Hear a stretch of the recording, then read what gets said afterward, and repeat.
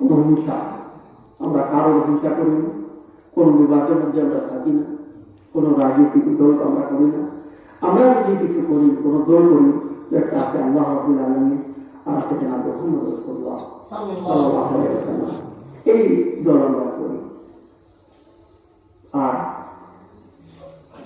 যে দুনিয়ার যে রাজনীতি আছে, এই রাজনীতির সাথে আমাদের কোনো সম্পর্ক নেই।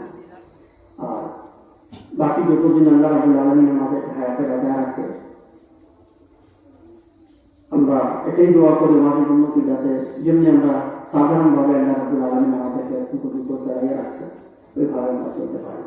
আপনারা দোয়া করবেন।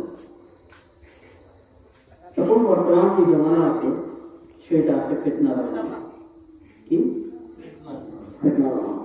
নানা রকমের ফিতনা তৈরি হতে আছে। সাধারণ মানুষ দুর্ভ্রান্তির মধ্যে চলে গেছে। সাধারণ মানুষ একটা ভ্রান্তি, এখানে মেম্বার থেকে এক কথা কয়, একটা আওয়াজ না ফেলে গেলে মানুষ একটা কথা শুনে, আবার একটা ব্যবস্থা ফেলে গেলে অন্য একটা কথা শুনে।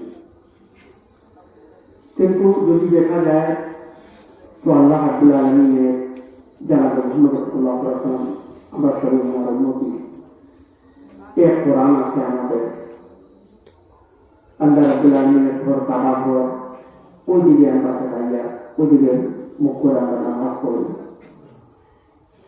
আমরা নামাজ রোজা খাই সাদাত সবই পাশে দিয়ে গান আছে, প্রায় সবাই এইদিকে একমত। এদিকে কি একমত?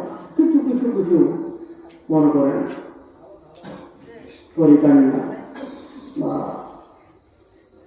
যেটা ছোটখাটো কোনো ব্যাপার সেটা নিয়ে সব জায়গায় একটু সমস্যা আর এগুলা হয়।